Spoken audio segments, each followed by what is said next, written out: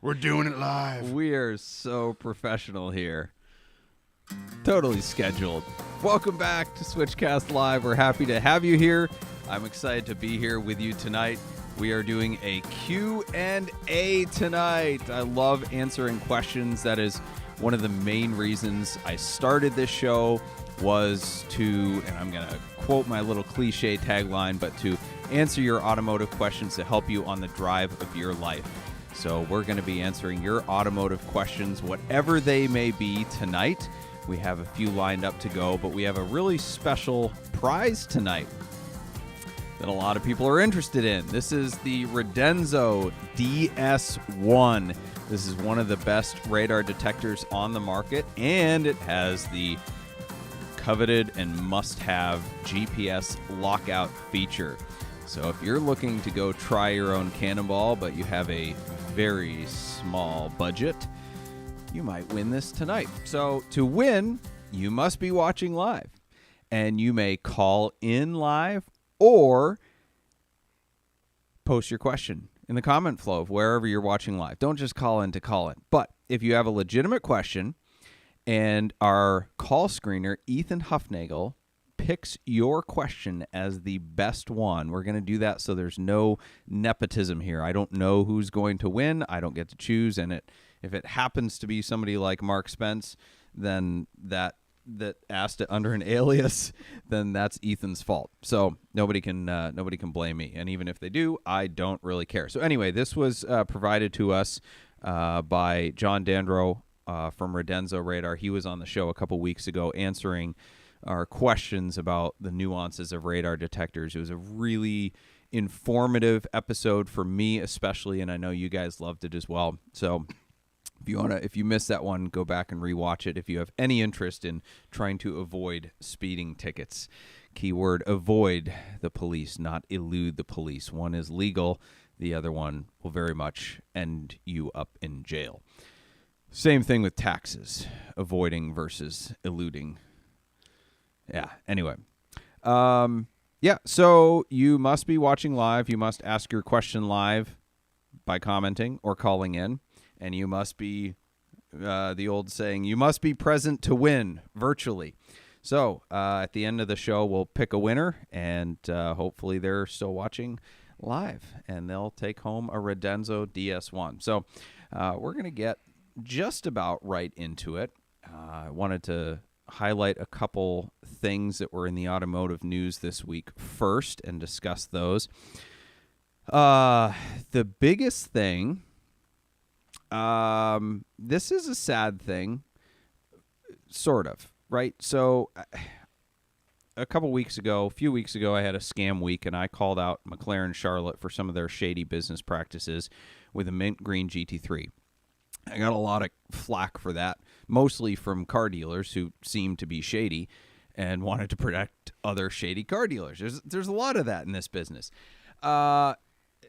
Seemed they were scared of the truth. But and people say that you shouldn't knock your competition. And I agree to a point. You should not knock your competition as a means of getting ahead. If somebody comes in and says, hey, why should I use you guys? But wow, those other guys down the road suck, right? That is not a good look.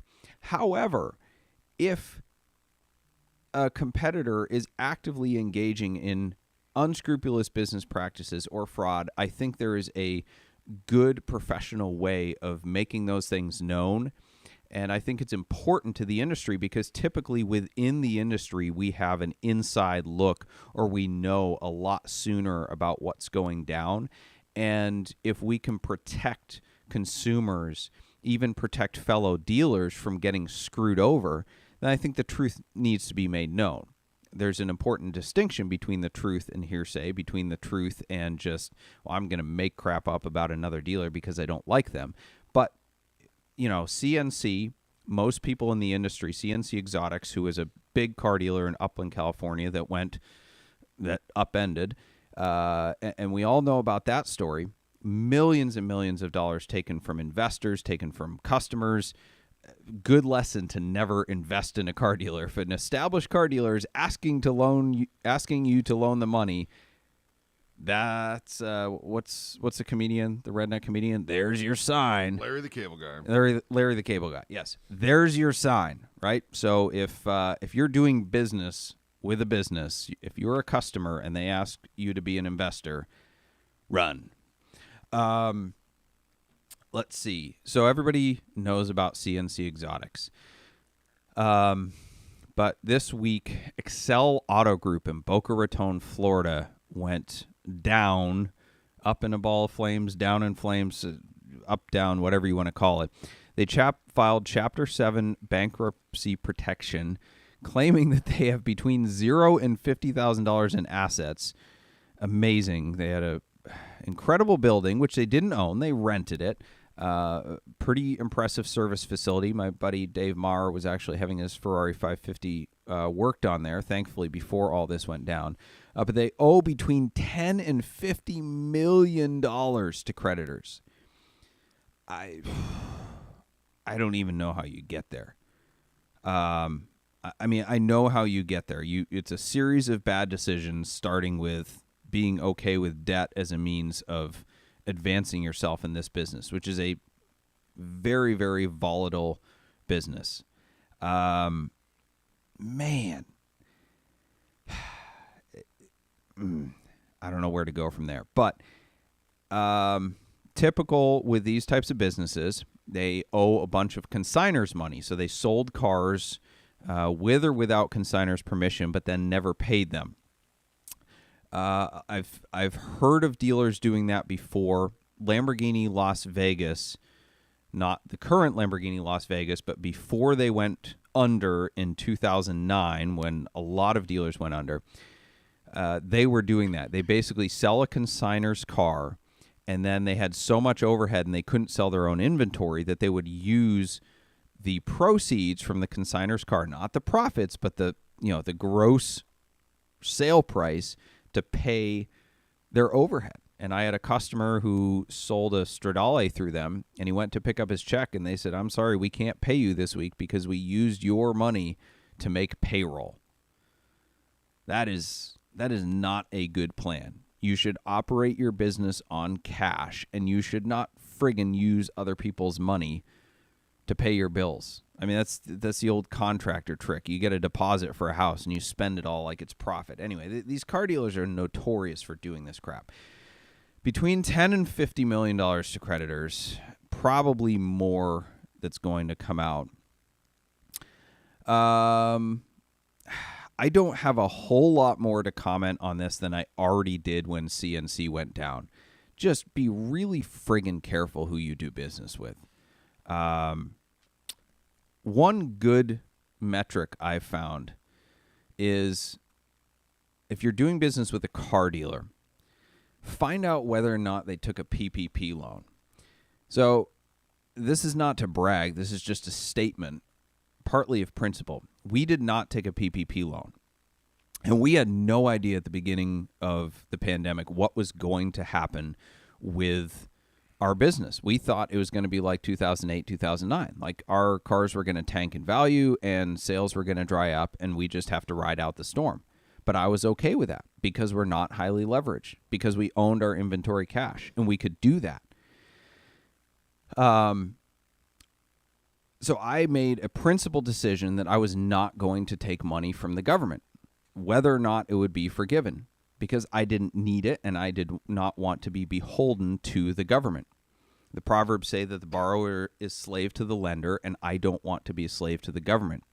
There was a lot of provisions and restrictions and strings put in the original the bailout bill from 2009, especially on banks and commercial buildings and all sorts of people who got government money, and they then had to do things the way the government wanted. They no longer were in control of their own business, and I did not want the government as my boss.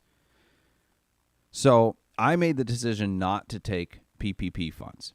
Now, in hindsight, I didn't need to anyway, because the car business had about 2 weeks of doldrums, and then it just went gangbusters and kept going gangbusters. So any car dealer that needed those funds was probably in trouble already.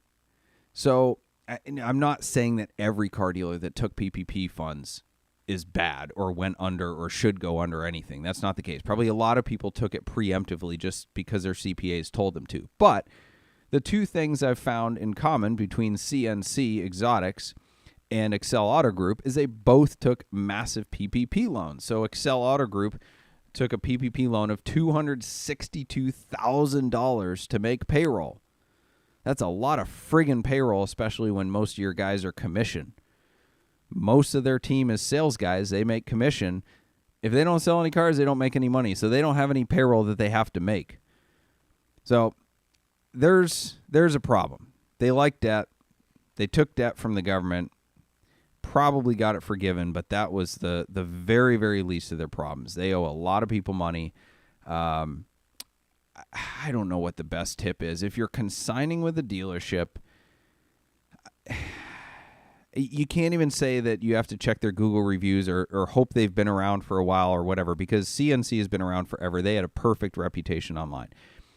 I would just say you hang on to the title until they give you certified funds, period. Because that's your ownership document. If they sell your car and release your car, you have some claim against it. But even then, there was a case a long time ago, 10 or 15 years ago, with a consignment dealer out in Washington where they sold a bunch of cars on consignment, never had titles, and the rightful owners of the car tried to file injunctions to get possession of their cars back, and the court ruled in the buyer's favor because they said the buyers made a good faith transaction, and because the sellers allowed their cars to be consigned and signed the consignment contract, even though they never approved the deal or signed off on the title, they had essentially released interest in the car and allowed the dealership to sell the car. So they didn't have a criminal claim against the dealership. They only had a civil claim, and those civil claims went away because they filed bankruptcy. So these dealers have I don't know if it's on purpose, if it's planned, but these dealers have figured out, the shady ones have figured out a way to scam people and not go to jail. And it's really, really sad that that's possible to do, that they can file bankruptcy and protect themselves from what should be fraud. Now, I'm not an attorney. I'm sure some attorneys could comment on this better, but yeah, be careful with consignment. That's all I'll say. And we do consignment, but we pay our consigners, and that's it. I don't know. Ask to see the financial statements of the dealer you're doing business with before you send your car there. I don't know. Whatever you need to do to protect yourself, you need to do. So, okay, that's enough about Excel Auto Group. Okay, we're just going to go to some questions here. Mark, start us off. This first question is from Coyote, and it's a long one. Doug, I would like to say that I enjoy your content on all platforms. But I can't. I've had a question for some time, and after your radar detector episode of SwitchCast, it still remains. I hear you, Ed, Arnie, and others talk about laser jammers quite often, and I'm curious about their purpose or intentions. Is their only purpose to prevent a laser from getting an accurate reading on your speed?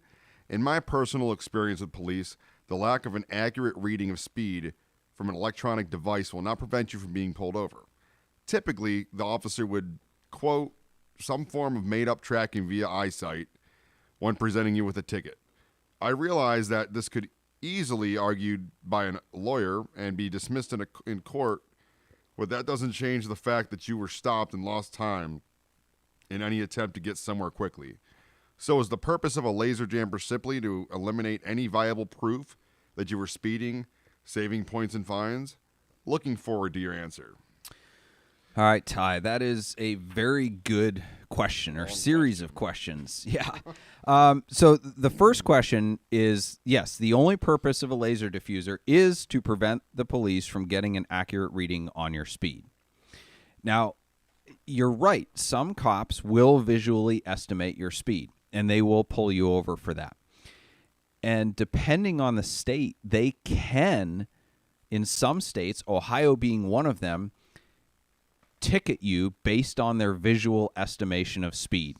Now, I thought that was absolutely ridiculous, but there's case law here in Ohio where a fairly new officer who actually was not certified to use his radar detector yet, but he was not certified on a radar device, but he was certified in visual estimation, estimated somebody's speed, and they took the case all the way to the Ohio Supreme Court, and it was upheld. So case law in Ohio supports that police can visually estimate your speed and ticket you on that basis, which I think is a complete friggin' bullcrap.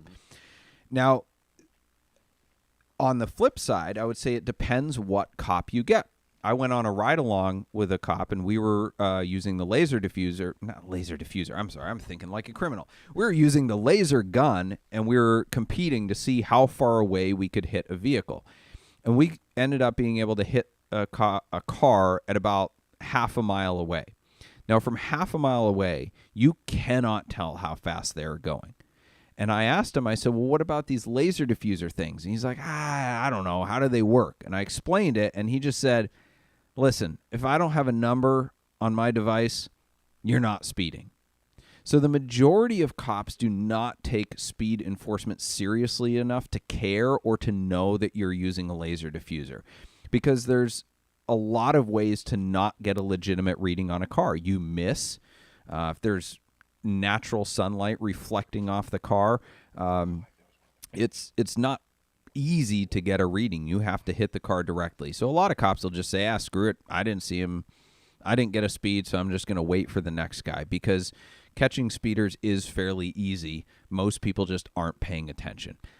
You will have the occasional Ohio trooper or some other overzealous speed enforcement official that will, or revenue collectors, we like to call them sometimes, that will pull you over anyway.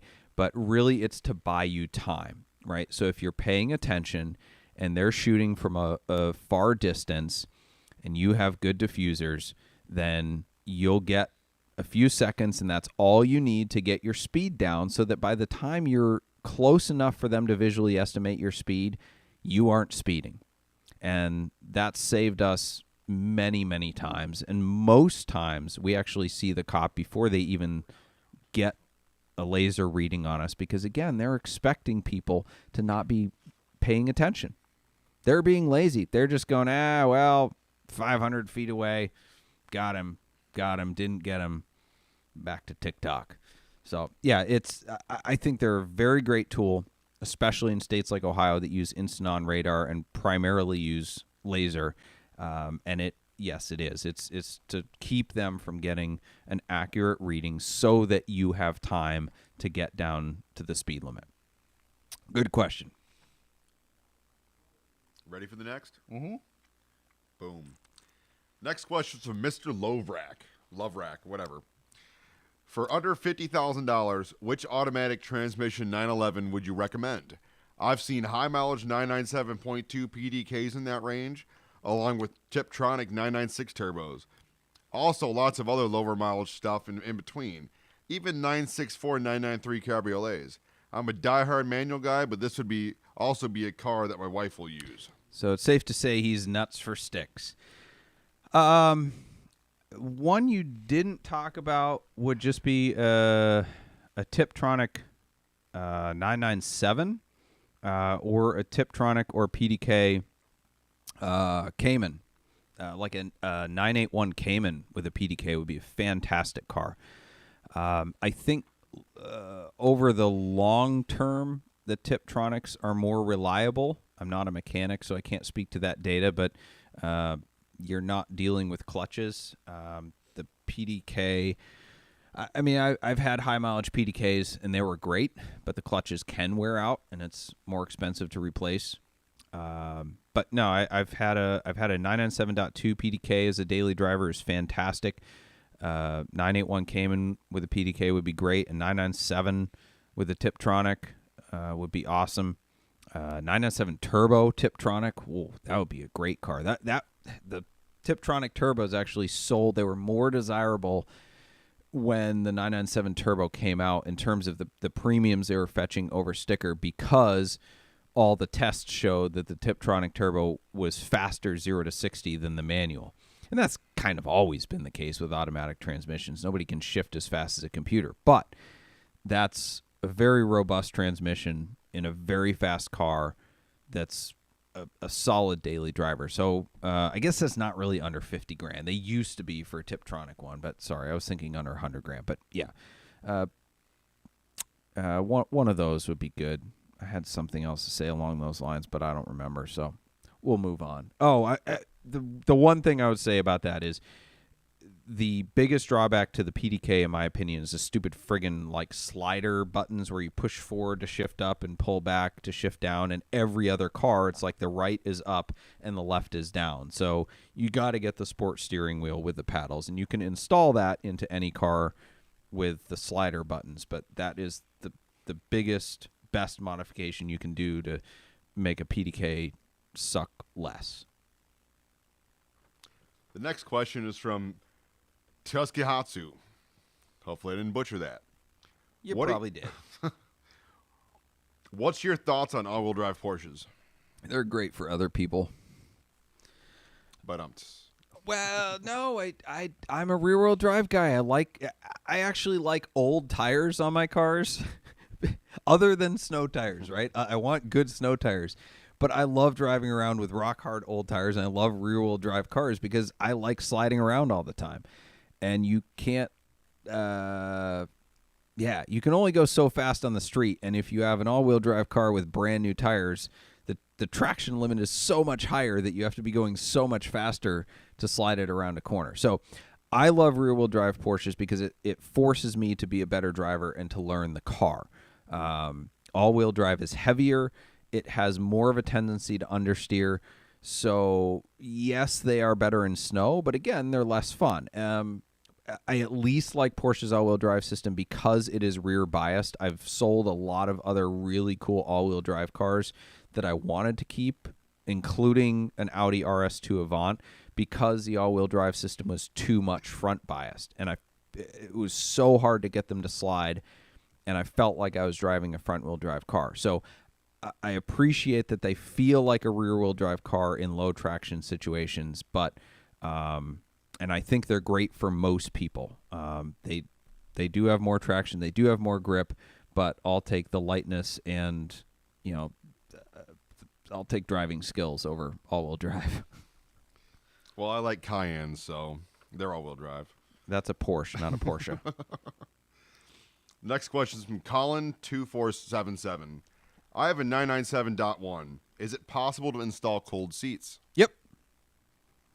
I don't know if they'll work, but yeah, you can install them. It's just a few bolts.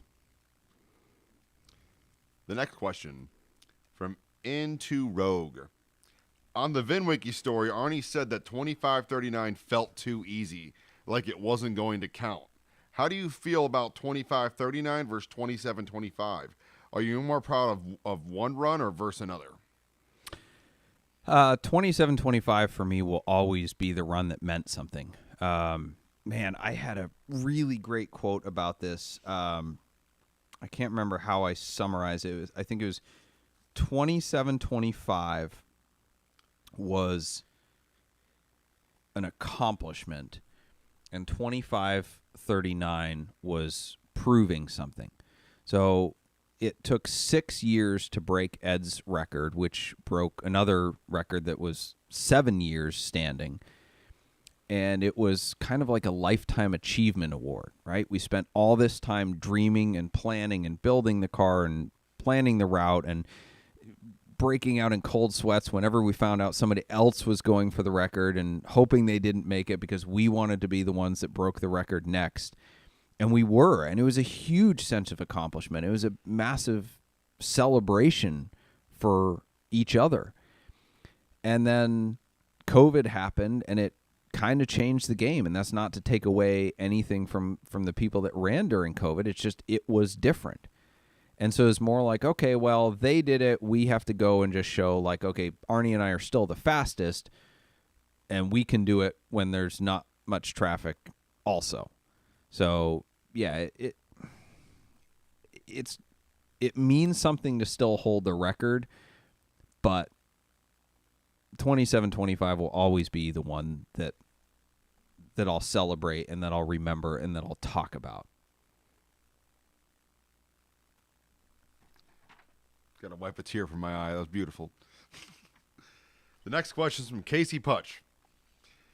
Doug, do they really help? I figured it'd just get too reliant on them and end up busted. So I just keep my eyes peeled. That goes back to the first question. Oh, radar detectors. Yes. Laser jammers and stuff. Okay. I wasn't sure if he was talking about, raincoats or what, but Bunny rabbits. Bunny rabbits. I'm super reliant on bunny rabbits. Yeah, they do. I mean, it depends where you are. Some places, if they use instant on or laser, then it's kind of pointless. But your eyes only do so much, and it's the one moment of distraction that you roll into the throttle and you don't have a radar detector. That is when you get a ticket. So I think it's a great tool. You have to understand it. You have to understand what enforcement tactics your local departments and wherever you travel uses. But I think they're a good tool for anybody that likes driving spiritedly. The next question's from Nick Goes Fast. But does he? Maybe. We'll find out. We'll find out soon. It was great to see. It was great to get a little insight into how your wife views your shenanigans last week. But she knew what she was signing up for and made a choice to be with you anyway. Your parents are stuck with you regardless. What are your opinions on your career to date and recreational activities like Cannonball? I like how recreational activities is on quotes on 420. Yeah, that's an interesting question. So my parents do not love Cannonball. They probably love it less than my wife. And I used to get asked questions about that when we broke the record, and I keep referring to my family and how they felt in these interviews, and then people got all confused when I was talking about my parents. And they're like, well, you're not 16. We were talking about your actual family, like your wife and kids. So I've always been very close with my parents. So their input and their opinion really matters. But I also had to take a step back and say, okay, I am an adult, and my family is my wife, and whatever we decide together is what's right. And my parents did express their concern with the optic of running Cannonball and how that didn't align, I guess, with a professing Christian. And we had some discussions about it, and they didn't say, you have to stop this or you're grounded, because they don't have that position of authority in my life, but they do have a strong position of influence still. So I do take their opinions to heart, and it's funny. I think my dad has actually gotten more flack about my Cannonball exploits than I have from people around him that are not supportive of it, and he's had to say, like, hey, my son isn't me, he's an adult, like, he's choosing to do these things, like, why are you making this my problem? So we have discussions about it, and they're friendly and they're good, and I love my parents and I respect their influence, but yeah, they're not super supportive of Cannonball stuff. So, all right, let's go to a commercial break. Pick whichever one you want, Smooth Mark. This commercial break is brought to you by Celebrity Machines. Celebrity Machines is a proud sponsor of SwitchCast. Celebrity Machines offers more than 250 different screen-accurate license plates as they appear in movies and TV shows like Back to the Future, Ghostbusters, The Fast and the Furious, Breaking Bad, and so many more. Celebrity Machines also makes our dealer insert plates as well as our commemorative 2539 plates from the fastest Cannonball run ever. Visit CelebrityMachines.com for more information and use promo code SwitchCast to save 25.39% at checkout. Okay, I realized At the beginning,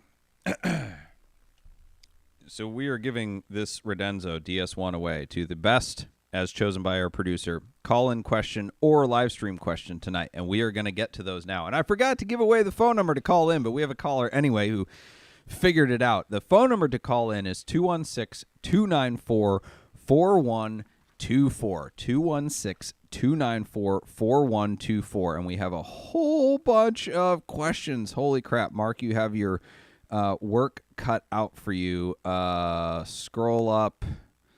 Tyler DeJohn asked like 8 questions. He only pick one, but anyway, starts with Henry Collins. We already answered his question, but we do have a caller. We're going to go to Sean in Canada. Hi, Sean. How you doing? Doing good. How about yourself? Good, thanks. Good. Have they let you out So of you mentioned jail not up putting it there on yet? Only on Tuesdays and Wednesdays. You mentioned not having the phone number, but someone had the forethought to put it in the video description, so shout out to whoever that was. Thanks, Ethan. Okay, so this is a bit of a loaded question, but you're no stranger to Cannonball. And so you mentioned planning for the drive of your life. But some things happen in the moment and can't be planned. And you know well there's a lot going on when driving. So my question is this.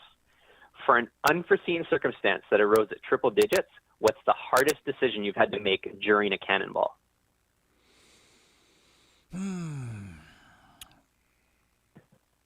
Unforeseen circumstance. Man, you make it sound like an ethical question, like those things where you have to flip the railroad switch to kill 100 people or kill one person. Yeah, all of the unforeseen circumstances have been law enforcement related. We've been really, really fortunate. We've never had close calls with animals. We've never really had any close calls of any sort on Cannonballs other than people deliberately swerving into our lane because they didn't like that we were passing them quickly. But there was no difficult decisions that I remember having to make. That's a tough question to answer. Like, I don't know. Expand on the question a little bit more, because I've never had to make an ethical decision or a difficult decision. Sure. It's always just been reactions, and there's never been any really close call. I've had far more close calls and scary, oh crap moments driving normally than I ever had at triple digit speeds, honestly. And that's the whole philosophy behind Cannonball, is when you're driving at a high rate of speed in a focused manner, not just like out there street racing or being an idiot, but like it's really, really safe. That makes sense. So I'll nix the triple digit part and just bring it back to Cannonball, because you've mentioned where on 2725 the car had an issue with the octane of fuel and the elevation in Colorado. Mm-hmm. You said you had an issue in the S6 with the tires. The idler pulley on the Insight recently. Mm-hmm. And so when something like that springs on you in the moment, because Cannonball is all about planning, and those things don't go according to plan. And so do you have a process for planning something or like working through something that happens like that? Yeah, I think it all starts before you go. One is redundancy in terms of, okay, we know things are going to go wrong, so we're going to have 8 of everything. And so that, Arnie and I have good, I wouldn't say heated discussions about it. We have good, lively discussions about, whether or not we're going to have a spare tire or more fuel capacity.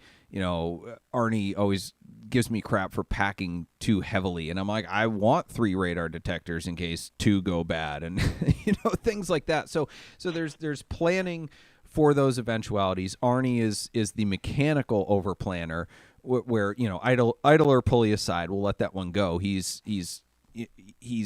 wants cars to be over prepared, as do I,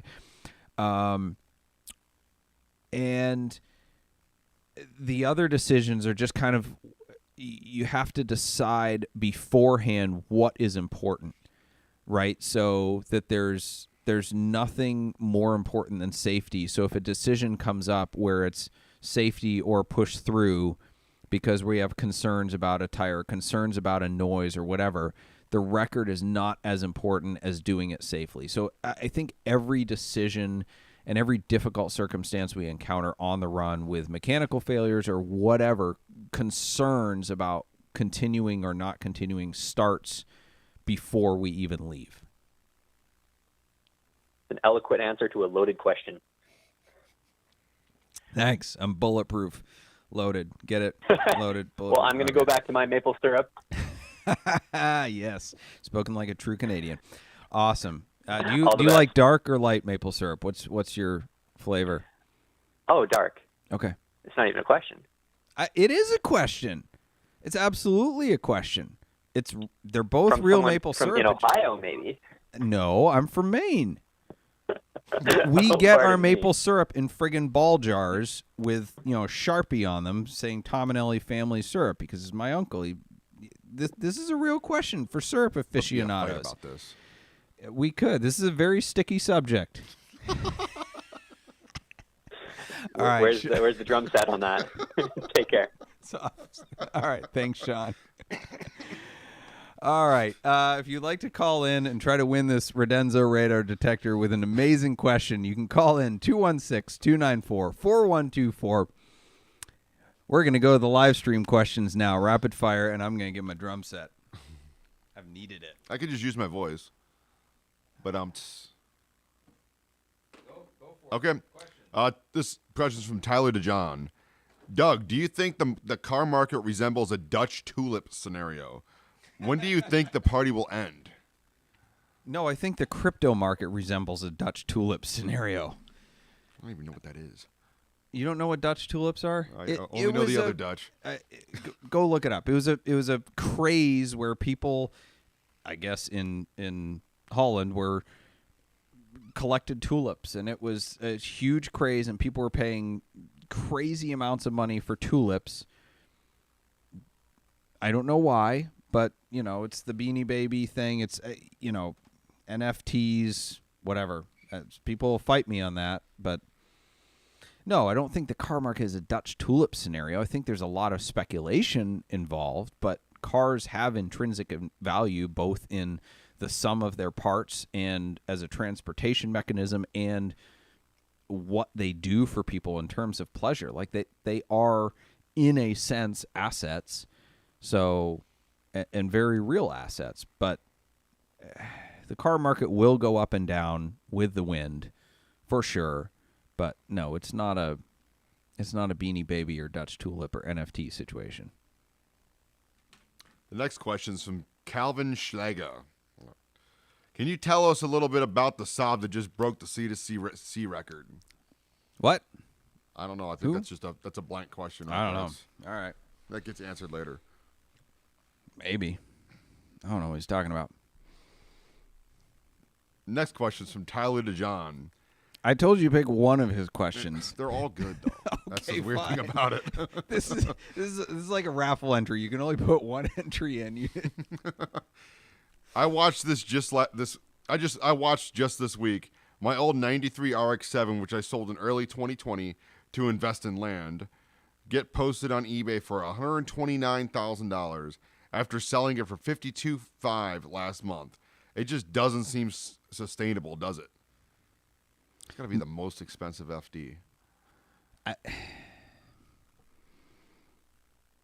There's a lot of that happening. No, it doesn't seem sustainable. Not at those levels. There will be a new norm. There will be a plateau somewhere. I don't know if there's going to be a crash, but no, the dealers are throwing things at the wall to see what sticks. And they're going to and so far it's worked. So far it is stuck.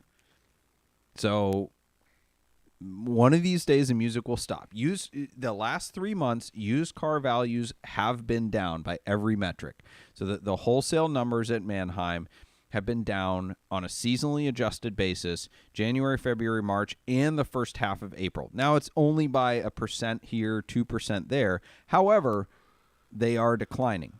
Now, they keep saying, well, spring's coming. We expect values to pick up in spring. But spring does not override a supply-demand issue. And if interest rates are going up and everybody has overspent their budgets, then, ain't nothing spring's going to do about fixing the car market. And I've seen it before where dealers bought up like crazy in January, February. I think it was in 2010, and they all expected the market to go up in spring, and it didn't. Usually it does, but we may be experiencing a little bit of pause in buyer frenzy. Next question is from Nicholas. I would like to know what car each one of you drove there tonight. Thanks, gentlemen. I drove a C4 Corvette with a Doug Nash 4+3. You really drove that? Oh. Yes, I really drove it. It gets like 9 miles to the gallon because it's a friggin' 84 with a crossfire injection. It doesn't run very well. But yeah, I look cool. Literally the worst Corvette ever made is the 84. So, and one of the worst transmissions other than an automatic was the Doug Nash 4+3. It's basically a 4-speed that every now and then goes into hyper overdrive and you don't want it to. Spence, what did you drive? Oh gosh. Everybody thought you drove the C4. My winter beater, which was a 98 ZR2 Blazer 5-speed. You're really proud of that one. It's for sale on Facebook Marketplace, too, isn't it? $2,500, 338,000 beautiful miles. Yes. Tyler drove an Aventurin Green, one of 16 remaining, Porsche 968. Dan Doucette, did you drive your Land Cruiser? I can't see or hear him. I thought he drove the Lotus. Whatever. And Andrew, I think Andrew rode his bike with a bottle of whiskey. What? What are you driving right now? What did you drive? Lotus. Oh, Dan Doucette drove his Krypton Green Lotus Exige S220 or 240? S. Lotus Exige S. Okay. That's what we drove. Ethan, our producer, drove his friggin' Nissan Rogue. We're trying to make him into a car guy. Next question's from Neo Leo. I wonder where he's from. Would a Charger Hellcat in white with a lower spec Ethan front just end? came out and gave me this look. What? My stream's like a minute behind. I don't know. But I heard my name. What I was making fun of you. Oh, You just realized that I'm making fun of what you drove tonight. But I said you are becoming a car guy, slowly but surely. it's an SL, if that counts for anything. SL. That means That's he's got the wrong heated kind seats. of SL. I don't know. All right, continue. We'll get him something fun one day. Going back to Neo Leo. Would a Charger Hellcat in white with a lower spec front end and a bash bar be a good Cannonball car? Maybe with a wonky looking roof rack and gray, of course. No, gas mileage is abysmal on those. I mean, yeah, it'd be an okay car. Like we always talked about taking a Charger Hellcat and basically like taking the spoilers off and making it look like a Charger cop car. But The last Charger didn't It's even a make it to St. Chrysler. Louis. that was an old one though, and it was a base one. I don't know. I think the gas mileage on those would get you. And I don't know. Fred Ashmore said that he considered one, and apparently they're known for like the front ends will like the radiator will get so hot that it'll melt the front fascia or something like that, and that's why he didn't use it. I mean, he didn't use a Mustang either because he didn't actually go in the time that he said he did. There's a lot of cars he didn't use. No, but I don't know if that's true or not about that, but it's something we've considered. I think it's just too big and heavy, and an American car like I don't think they have the cooling system a European car does. right, nor the suspension to handle that, nor maybe the brakes, but yeah, the gas mileage. Chargers kill only you go on those drag things. strips and do burnouts in parking lots. I think it'd be a good candidate. I don't think it's the best candidate, but yeah, it's an idea. Maybe in the future. Why don't you try it out and let us know how it goes? Neo Leo. The next question is from Zane Price. What's the most stressful day you've ever experienced in the car business? Anything you would have done differently about that day?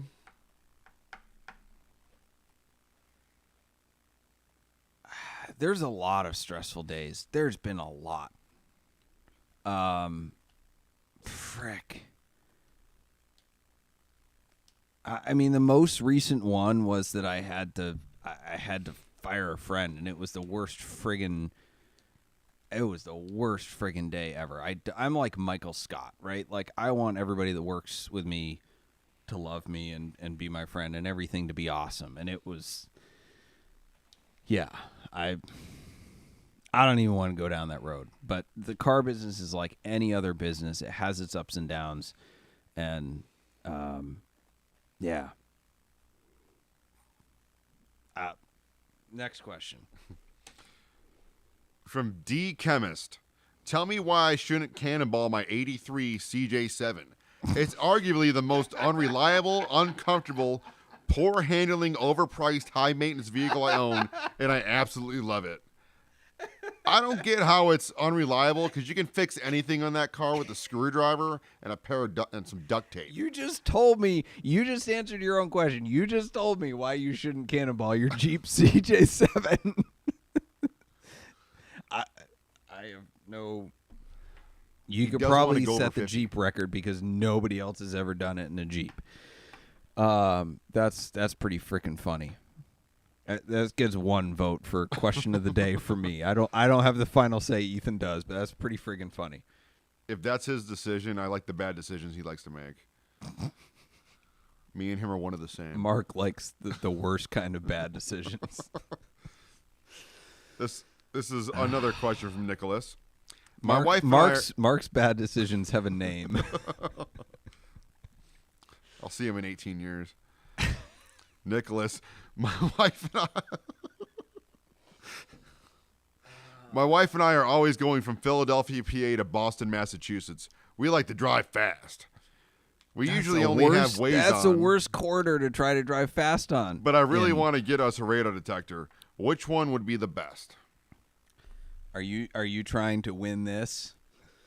Frick. This is Philadelphia to This is Boston. a product placement question. No, it's a good question, but again, you have to know where you're driving. Philadelphia to Boston, radar detector is going to be largely irrelevant. So Pennsylvania State Troopers only run K-band, and it's the same frequency as all the highway signs, and they're not allowed by state law to run it when they're moving. So they only set stationary traps, which are usually picked up by Waze. Connecticut State Police typically only run instant on or laser, and they're very freaking good at hiding. So radar detectors are almost useless there. Massachusetts does run KA. They're also very good at hiding and very good at their job. So I would just pay attention. It's really friggin' hard to speed in that quarter anyway because there's never not traffic. Like, there's literally never not traffic in New England. There's always somebody going to Maine for vacation or to get maple syrup. So I friggin' get laser diffusers, honestly, and a good attorney. The next question's from Mother Rabbits 09. What was the culture on the teams that helped you with your 27-25 and 25-39 runs? How did you create buy-in to your cause across the board to develop that culture?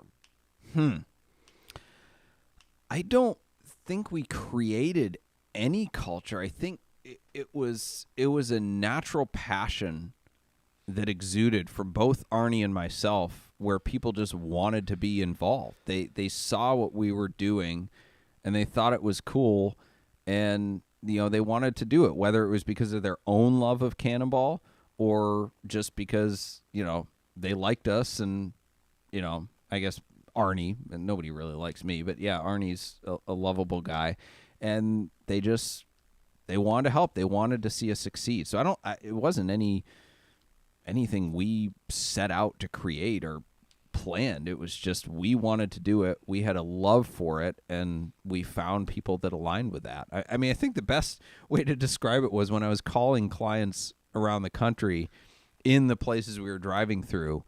I'd start out with some small talk, ask them how their car was doing, and then I'd just ask them how they felt about Cannonball. And like 9 out of 10 were like, oh, yeah, it's the coolest thing ever. Great. You want to help us out with scouting? I never opened with, you want to help us out with scouting? Because I had like the 1 out of 10 person that's like, oh, what's Cannonball? It's kind of a waste of time. I was like, great, cool, thanks. Let's do some more business sometime. And just didn't even bring it up. So it was, it's just natural. Just happened. Well, you guys single-handedly rebirthed it. So No, we didn't.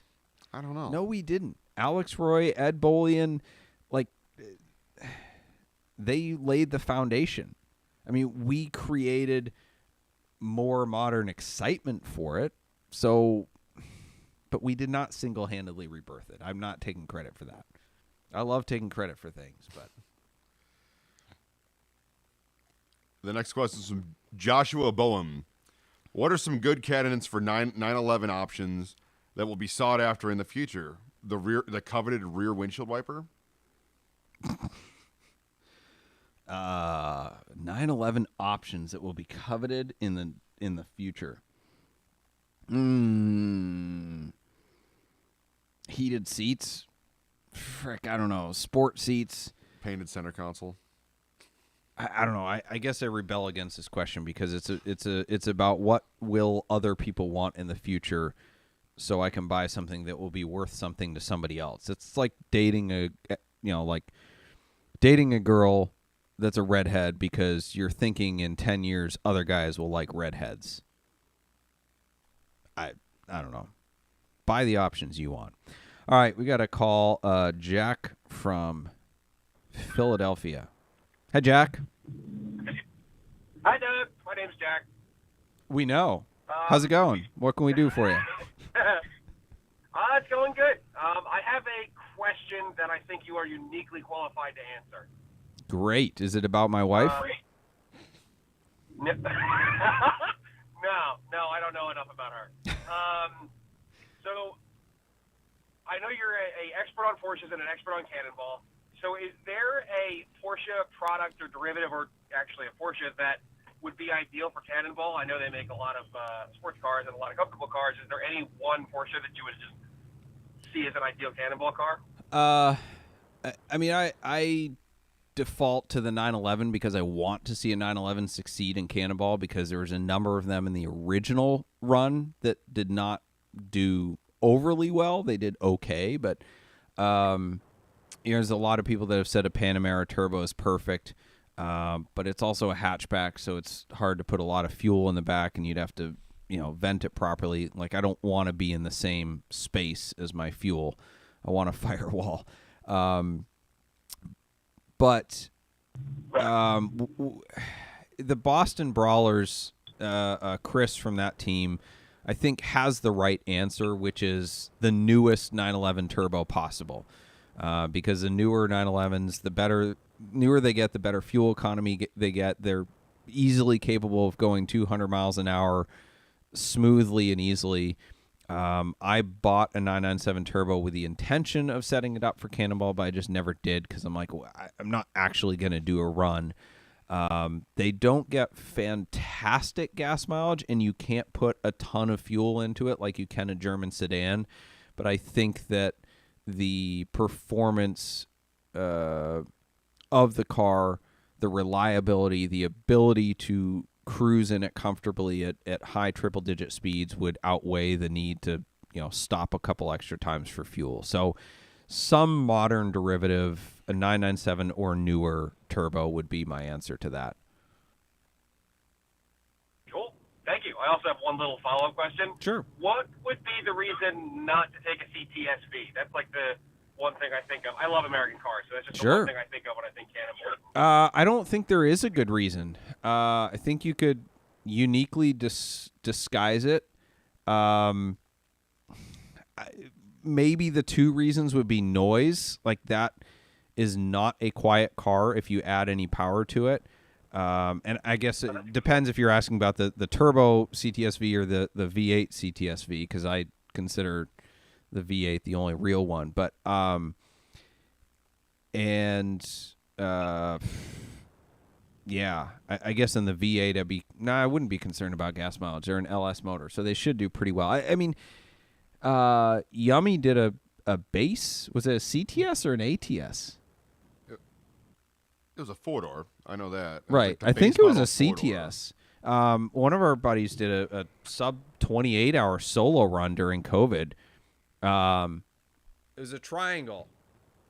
Dan's doing this. A, okay, fine. ATS, CTS, slightly smaller, C-class, E-class, whatever. So It was a triangle. he proved he was giving me these hand signals. His Christian Scientist model. I don't know. He did it in an ATS. So I think that proved the platform of a Cadillac sedan, and a V is just a lot friggin' more power. So no, I think that would be a good option for an American car. And I've always thought a Corvette would be a really good option, and a Corvette did do quite well. It's got an LS motor, it's got good gas mileage, they're slippery. I think that'd be a good option for a sedan. Cool. I'm vindicated. Thank you. Yeah, sure thing. Hope to see you out there. Oh, I don't have the balls. Thank you. You only need 2. All right, thanks, Jack. Have a good one. All right. Commercial break.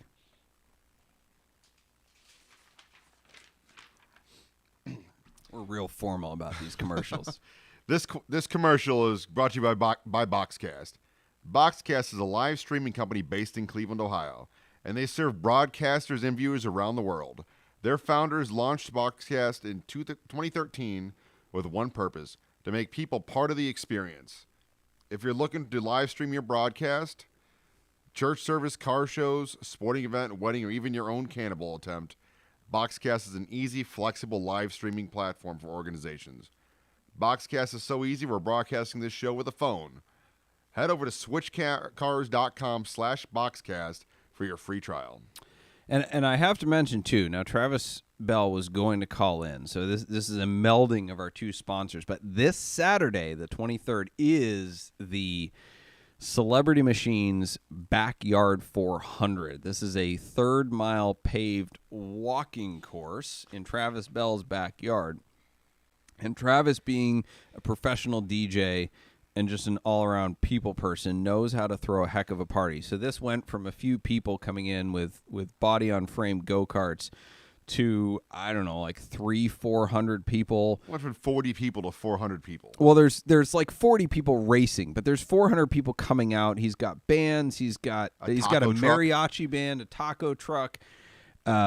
The cops will be there. Like, it's gonna be mental, and they are live streaming it, and I'm pretty sure they're using Boxcast. I have no idea where you can find the live stream, but there's a Facebook event for this thing. Just look up Backyard 400. I think there's a hashtag. It's probably on Facebook. It'll probably be on YouTube somewhere. Maybe it'll be on our channel. There's like 10 different YouTubers going to be there. I don't know. Well, there's going to be a lot of YouTubers there. So just friggin' look up Backyard 400. It's happening this Saturday. I'll be racing an Oldsmobile Aerotech with a 6.5 horsepower spec motor as required. And the prize is a Chevrolet Camaro Z24. Cavalier. No, it's a Camaro. It's a Cavalier. It's a Cavalier? It's a Cavalier Z24. Frick, I put more money into my go-kart than the Cavalier's worth. All this time I thought I was going for a Camaro. What? I'm out. Frick, screw that. I'm just going to drink his beer. You want that thing. No, I don't. I wanted a Camaro. Dang it.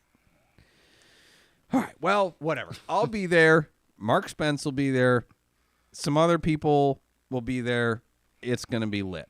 Next question. Oh, if you want to call in, 216-294-4124. You might just win this Redenzo DS1. Next question's from the original Lugnuts. Is there a way to protect yourself when co-signing a car to a dealer? Consigning. It's co-signing. Don't ever co-sign. Is there a way to protect yourself? Oh, my gosh. I think there's a combination of a number of steps. One is reputation. I'm not talking about online reputation. I'm talking about people who have done business with them, who know them. There's a lot of really shady dealers out there that have glowing online reputations, but people in the car community will not touch them with a 10-foot pole. They're just respectful enough. You know, a lot of car guys are old school and they don't post reviews online. So the truth doesn't come out. So you want to network and find out what people who have dealt with them recently, who have dealt with them 10, 15 years ago, whatever, what they have to say about their dealings. You know, look up, there's things that you can find out about the owners, about their financial picture, about their debt profile that you can find out online. Ask them pointed questions. The biggest thing is keep your title. Read their consignment contract. Look up the laws in your state. Find out what your rights are, what their rights are. Yeah, do your homework. That's it. I mean, the biggest way to protect yourself is just consign your car to us, because we're not going to run with the money, because it's not worth it to me. The next question's from Henry Collins. I know Switchcars doesn't have a floor plan, but I wonder what you think about regular dealers using one. GM, Ford, etc. Question mark. I don't think debt is a good thing, and a floor plan is a really bad kind of debt. It's like a lease versus a finance, right?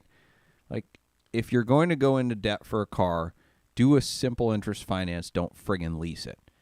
Floor plan is a really, really bad and expensive way to finance cars. So, again, there's lots of really wealthy people that use floor plans, and that's fine. And they'll explain why it's better to use other people's money and stuff like that. Well, I like to sleep at night, and the reason I went into business is so that I wouldn't have a boss.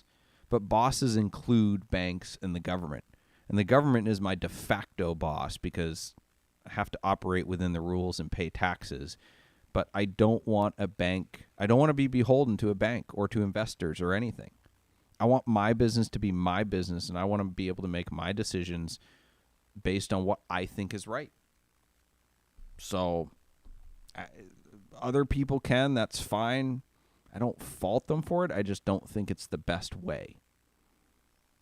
And if things go bad, if you don't have debt, they can only go so bad.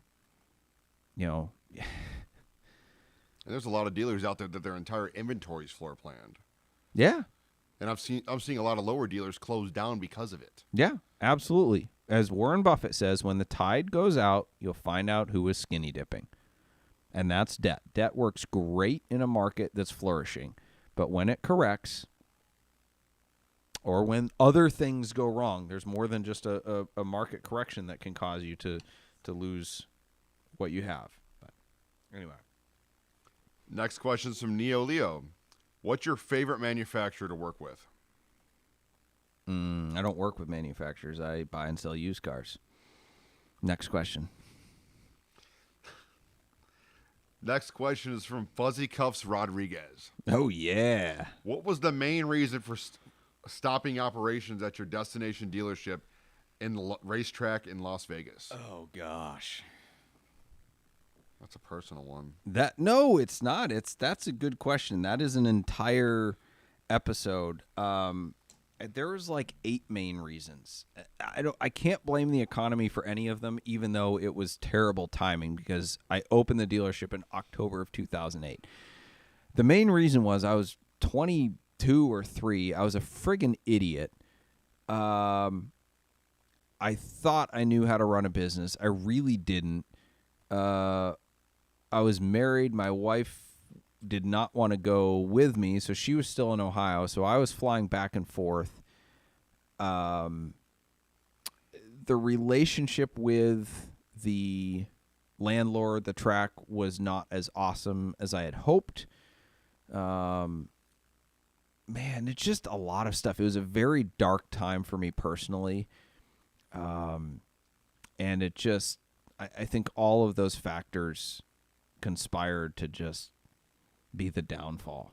I mean, it was not well planned. It was not well thought out. It was rushed into. I had my head in the wrong space. And yeah, just there was no main reason. There was a bajillion reasons. Next question. Nick Kuhn, how would I get into the scene for scouting? I know it's got to stay protected for safety and making sure the wrong people aren't doing it. But how do I go about getting vetted to help? You have to scout for Fred Ashmore first. And if you can scout for him, you can scout for anyone. Make friends. Really. That's it. We ask our friends. And I don't know, like, we make new friends through car stuff. And, you know, Mark Spence was a random Radwood friend, and Donadel Dariush, who's been my co-driver and was our spotter for 2539. I met him at Cars and Coffee, and he had a bunch of screens in his car and antennas, and so we became friends because we had the same interests. So just be interested in Cannonball. Don't be interested in, like, oh, how do I be part of a record? Just be interested in it and, you know, do things that align with your interests, and eventually you'll meet those people, and one thing will lead to another. And don't start off with, I'm going to beat your record. Yeah. That's a good way. Whatever. I mean, you can, but probably not going to call you to scout. Next question is from Grant Hughes. I have a question regarding resale value. I'm currently in a W212 Mercedes E sedan with a bi-turbo V6. Would you recommend swapping an M135 V8 from a CL500 to sell for more with no new Merc V8s? No. That's not a good plan.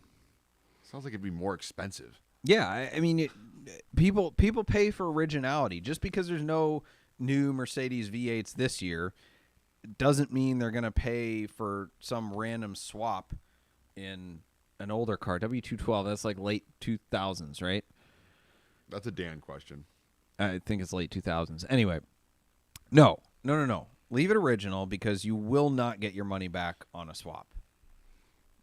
Do it if you want a V8. Do it because you want it. But then I just say just go buy one.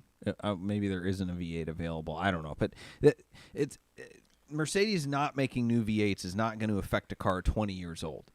It's affecting the 2-year-old, the 3-year-old AMG cars. And even then, that market has softened a little bit. So there was the initial, oh my gosh, you're not going to make any anymore. I've got to way overpay for cars. And then all the people that thought that way bought their cars. And, like, I'm not saying it's going back to reality, but it's not the height of the craze. And then as soon as you do that, they're going to announce that they make a V8 again. And Hook, line, and sinker. yeah, okay. The next question is from Steven Schwartz. Will there be more cheap, slow car Cannonballs like the 2904 or Musket Ball, and are these open for non-Cannonballers to join? It seems like a great way to do it without much investment or risk. John Ficara at the end of the Musket Ball said, with an interesting expression on his face, this is the last one. There will be no more. Which we all took with a grain of salt. I'm sure there's always going to be something. There is something next year. But that's not open to newbies for obvious reasons, as we're trying to avoid liability. There were very few people that never did it on the Musket Ball. Right. There were people who kind of proved themselves, really, to get invited. Sure. Yeah. Honestly, the best way to get into the community is to go do it yourself. There's people, I mean, I shouldn't say this because I don't know their background and stuff like that, but everybody I know, like Sean Petter and Nick Kruger, and the Lexus guys, and they just went out and did something. I mean, they were on the Facebook group or whatever, but there's a lot of people on there that talk about doing records, and everybody's all talk, and we don't take people seriously who are all talk. So if you want to be in the community, if you want to get invited to one of these things, go out, prep a car, and drive across country. And it doesn't have to be a 30-hour run. You just have to do it and show, like, hey, I can do this. I take this seriously. I did this without being an a-hole, and I did it slightly faster in Google Maps, and I had a good time. And that's how you become part of the community, I guess. It's kind of your initiation. And I feel like every couple months there's this one person that messages everybody who's done it. And every time they message them, it's a different story for every person. Right. And that's the stuff you don't really need around. Right. Again, they're all talk. That everybody's trying to get in, but it's really easy to get in. Just go do it.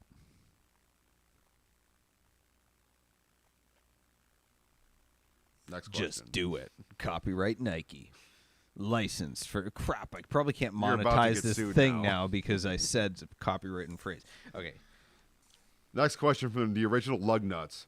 Where do you see the car market going in the next 12 months? Forward. Next question. From Henry Collins. Is a radar detector the best modification you can make to a car? If not, what is the best modification you can make to a car? The best modification is tuning the tool between the driver's seat and the steering wheel. From JGL, I'll give you guys a minute on that one in case you didn't get it. From JGL25. Is there any update on your pursuit for the red Pratt & Miller C6 RS? Or have you washed your hands of that?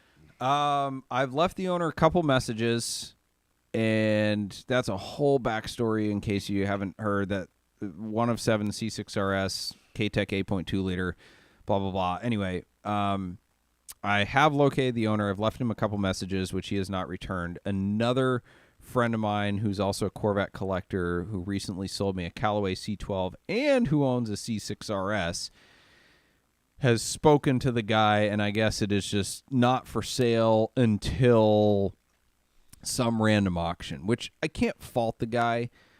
It's just frustrating to me sometimes when he has legitimate buyers pursuing him for the car, and then he's just saying like, "Well, I'm gonna sell it, send it to some auction because it'll just go crazy." And it's like 90% of cars at these big time collector car auctions, and including Bring a Trailer, do not go for the crazy money that people expect. And me and this other guy that have been hounding him are probably going to be the two high bidders, and we're not stupid, and we're not going to bid against each other. So, like, I don't know. I don't love his tactic, but whatever. It's his car, not mine. So Was that one of those like auction no millionaires progress. who just go and just buy a bunch of cars and sell a bunch of cars and go from auction to auction? Like he's nobody anyone has ever heard of in the car space. He's just a guy who owns a business and has some cars, and that's the best way to be. It's just call the people back who are interested in your car. And anyway, so no, gotten nowhere with that. Next question from Ren Henry. Doug, if you could create your perfect car of the 2000s using components of existing cars, what would it be? Example, Metzger engine, C5 Z06 chassis, Phaeton interior, etc. LS motor from the 2000s? Frick. I take a Carrera GT motor and a Carrera GT. That's the perfect car of the 2000s. No, but since you asked, I don't know. I'd probably take an LS motor with a 6-speed manual and a 2002 Mercedes SL 500, old body style, the R129. Make it a real sport because I love the body style. I think they're beautiful, but they're not a sports car. So yeah, that would be my cheap answer. I like how he said the Phaeton because I love to hate those cars. Yeah, that would not be my choice. Next question is from Gear Guy 2001. Do you have a short list of daily drivers you would consider for $30,000 to $35,000 budget? Decent highway MPG a plus. Oh yes, a Porsche Corvette C5, a Lamborghini Corvette C6, and a Corvette C5. It's 30 miles to the gallon highway. They're reliable. They're fun. They look cool. I'll always remember that car and driver, or one of them did a hybrid challenge, and they threw a Corvette in there. It was like 20 hybrids and a Corvette, and the Corvette beat them all. That was back in like 06, 07, I think they did that article. Those cars do not get their due because of their owner profile. And I've tried to talk friends into it. And it's like Porsche Cayman or Corvette C5. I'm like, dude, the Corvette's better by every single metric. But I just don't want to. I don't want to be that guy who owns a Corvette. And I'm like, then don't be that guy. Buy Nikes instead of New Balance. Go to the Porsche design store and buy a Corvette. I don't know. Cayman's a great car, yes, and that's a good option for daily driver under $35,000. But I don't see how much better it gets than a Corvette C5 for an actual sports car. There's a bajillion sports sedans you could buy. I don't know. I feel like you're giving up when that's okay. It's that or a minivan. You have kids. I don't have to worry about that. Next question. I like this guy's name. Aztec Scooters. What is the most realistic, practical, and affordable way for an average person not cannonballing to avoid tickets in a jurisdiction where authorities primarily use lasers? A laser diffuser. Or don't speed. No, a laser diffuser. If they primarily use laser, get a laser diffuser. Sorry. That was an easy one. Next question. This is from Jim Piper. For a first red ball to Portofino trip and all other things being equal, if you had a choice of a 2011 Cayenne Turbo, a 2012 C63 Coupe, or a 2019 Z06, should I bring a cop friend? This guy just named his driveway. What does bringing a cop friend have to do with it? Is that a separate question? 2012 C63, gas mileage would be terrible. What year was the Z06? 19. Or a Cayenne Turbo. I would take the Z06. I'd take the Z06. If you're doing it for fun, I would take the Cayenne. You can bring a couple friends with you. Those cup holders. Yeah, it's just not as cool, I guess. It's like, okay, I took my SUV to drive across country. Like, but he gets a record. You wouldn't have it. No. If he takes the Z06, he'll have the Z06 record. Who freaking cares? Yeah, a Z06 all day long. Next question is from Aztec Scooters. Preferred bourbon vermouth combo for a Manhattan. I'm not so fancy that I know which vermouth goes in my Manhattan, but I usually prefer a rye Manhattan. Bullet rye is decent. I mean, Maker's is just a good standby for a Manhattan. Like, yeah, you can get crazy and get fancy with it, but whatever. I think it's more about the mix. No ice. Got to have it up. All right, no more duplicate questions for people. We got to let everybody have a chance at this radar detector. So if they've asked one question, that's all they get. Question. Okay. All right, well, From frick. Cooper Astro. No expectations to win the detector on this one. Did you ever come Give him around the on friggin' liking the detector. No. roof-mounted thermal scope? Get the bugs lined out? I liked it. I don't think it was a game changer. I think it was a really useful tool.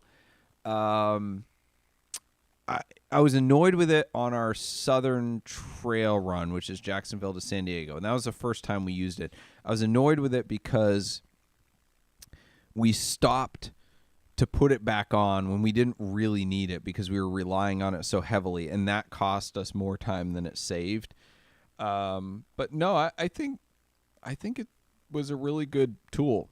I don't think it saved us, but it's kind of like saying the CB doesn't save us, so we never use it again. Like, there will be that time that it does save you, and I think it's worthwhile. I wouldn't put all my weight on that, but I think it's good. So, Bill from Ohio is on the line here. Bill, thanks for being on the line. Hi, how are we doing? Good. How are you? I'm all right. My question was, there's a time when cars just weren't collectible, Mm-hmm. and if you thought there might be a time when they aren't collectible, in the future. That is a good question. I think we've reached a point of critical mass, both with auction companies marketing them so heavily and with people getting to a certain level of wealth where they're looking to be in alternative investments, that Right. we'll never see those days again. I think that each era of car will ebb and flow as generations come and go in terms of how collectible they are and how desirable. And I think as political climates change, that will also cause people to stop caring about certain cars as investments because they're just not, they cave to Right. political pressure or societal pressure. But I think those days are long gone. There's too much information out there. There's too many people trying to take advantage of potential opportunities. And that's not necessarily a Right, bad yeah, thing. yeah, It's it's just too much of the a- market is different An now. alternative investment, Yeah. Yeah. So, now, good question. I wish the answer was yes, because there's lots of cars I like to buy that I just want to own, that I don't care about them being collectible. But there's too Right, many yeah, people with yeah. far more money than I have that also want those cars for different reasons. And I guess I can't fault them for their reasons. Well, I can fault them for their reasons because I have a microphone, but it's not going to change the fact that they can afford to buy the cars, and I can't. Right, So, yeah. yeah. And the same here with the air cooled VW stuff. I don't understand how those got so, expensive, but here they are. Yeah, well, those guys in Malibu have to have something to run and get their gluten-free Absolutely. bagels with. So, Absolutely. yeah. All right, good. All right, Thank you for well, the call, you Bill. guys Great have a good question. one. Yep. Have a good one. Have a good one. Bye. Yep. Bye. Good.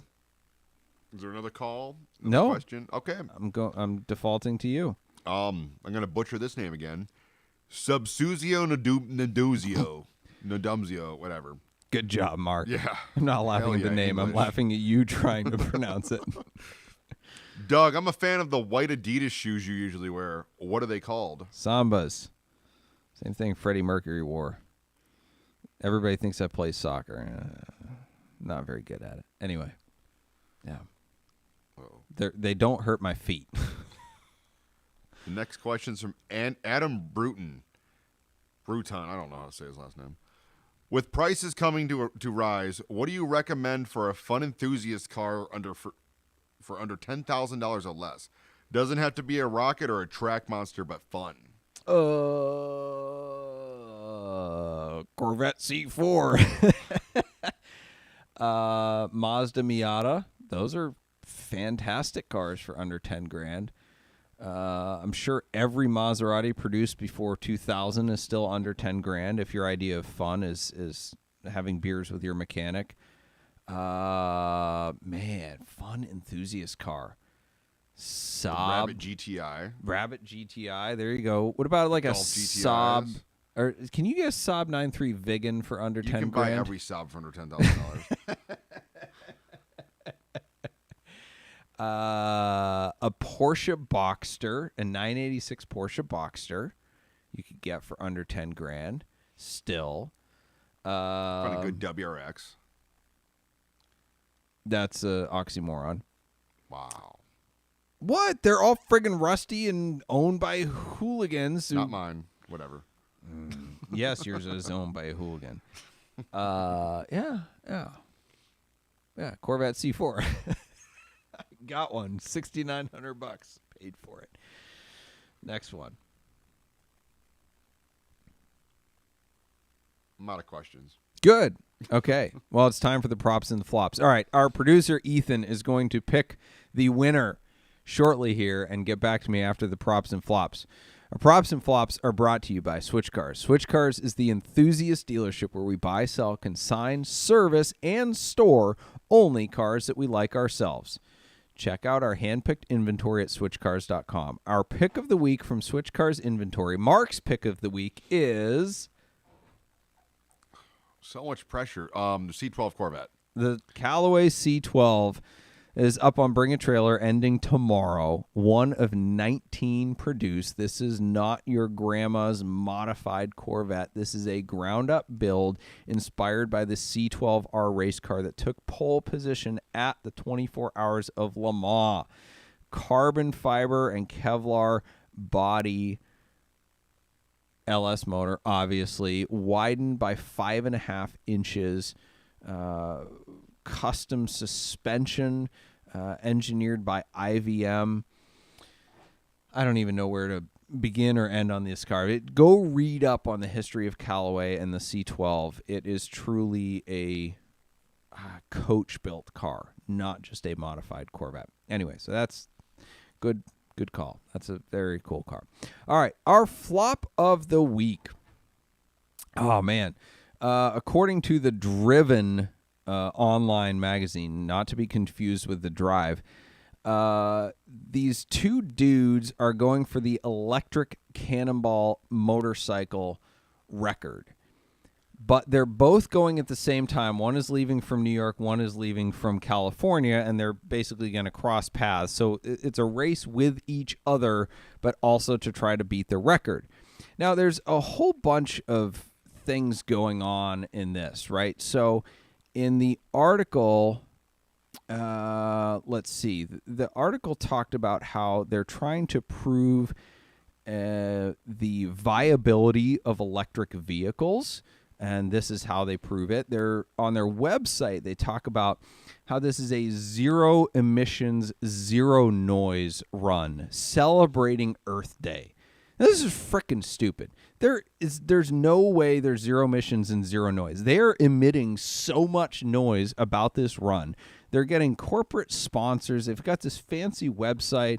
They're having articles written about them. They have support vehicles. They have all this crap, right?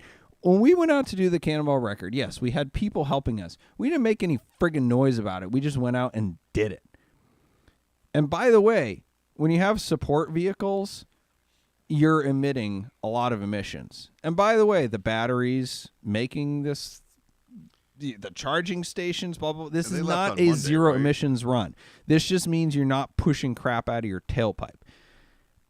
I have a lot more to say about this. I think it's stupid, especially the fact that they are trying to prove the viability of EVs, but the current cross-country electric motorcycle record is 178 hours and 17 minutes. That's like friggin' longer than Cannonball Baker's motorcycle run in like 1911. So there is nothing viable about this. But, you know, the Driven is this like EV, you know, earthy, whatever, futuristic magazine. And the author of the article, his preferred mode of transport, as claimed in his bio, is his feet. Yeah, good for you. Me too. My right foot on the gas pedal and my left foot on the clutch. It's a good thing they call themselves the Driven, because they obviously have no interest in driving themselves. So anyway, these guys are charging across America very, very freaking slowly, trying to set the slowest freaking Cannonball record on the planet. Yeah. In contrast, the prop of the week, our own Mark Spence and Nick Charlie Kruger and Wesley James set a new coast-to-coast-to-coast record, that is New York to LA to New York this week, in 65 hours and 28 minutes, beating the previous record set by Chris Clemens and Mark Spence of 74 hours and 5 minutes. And good golly, they did it in a sob. There's so many jokes I have for this that I'm going to save for when they come on the podcast next month. But let's just say, if somebody called them into the cops, it would have been sobterfuge.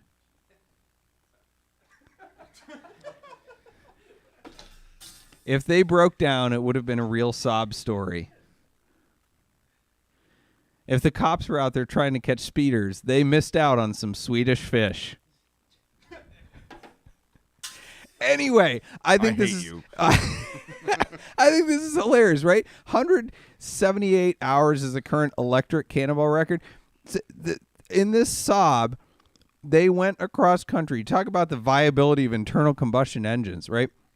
They went across country and back in like a third of the time. Literally, they could have gone from New York to L.A. to New York, to L.A. to New York, to L.A. to New York before a friggin' electric motorcycle made it one direction across. We're not there yet in terms of the viability of electric cars. Not even friggin' close. Now, I'm curious to see what they do. I'm sure they'll take a lot of time off of that record. But, yeah, it's still slow and it's dumb because... And I think they left Monday. They probably did. So they should be there by now. Well, when we left Monday, we ran into a giant snowstorm in PA and we're stuck for 4 hours. Oh. What's an electric bike going to do in that? Yeah, nothing. Their Anyway. service truck picked them up. Did you have a support vehicle? No. Oh. Mm. Did you have sponsors? No. Did you have a website? No. Okay. All right. Well, props to you guys. Only 65 maxed out hours credit and cards. 28 minutes. They will be on SwitchCast coming up soon. All right, Ethan, what do we got? Who wins this radar detector? Hey, yeah, okay. So I do want to clarify one thing. You said I drove here in a Nissan Rogue. It was a Murano. Same thing. With that in mind, wanted to give a quick shout out to Neo Leo for asking if it was a cross cabriolet. It's a very good question. It's a very, very good question. So thank you, Neo Leo. That was good. Gave us all a laugh here. 2 honorable mentions. Ron Henry asking about your perfect car build of the 2000s. I thought was good. That was a good question. And Bill coming in with the call asking if cars will ever not be collectible. That was an excellent question. I thought that was really, really good, yeah. But my pick and the winner of this DS1 is Jordan Madkins, a.k.a. Mother Rabbits 09, asking about the culture of the Cannonball and how you created buy-in within that community.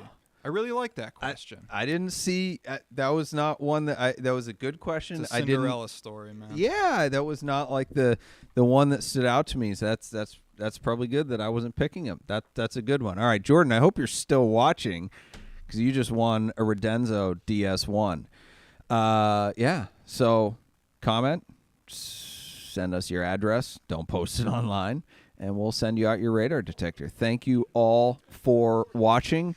We are going to be back next week. Oh, we got a special one next week. We have the solo rental Cannonball record holder next week.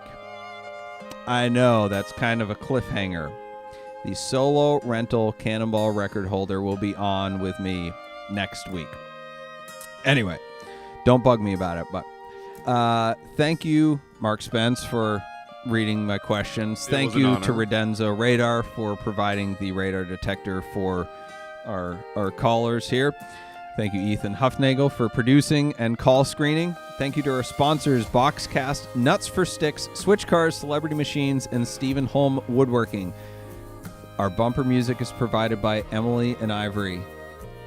You can stream the full album on Spotify or SoundCloud. This episode will be available Friday in audio format wherever you listen to podcasts. Thank you for listening. We'll see you next Wednesday at 8 p.m. with the solo Cannonball rental record holder, and hope to see you at Travis Bell's Backyard 400 this weekend as well. We'll look forward next week to answering your automotive questions to help you on the drive of your life. Thank you for joining us.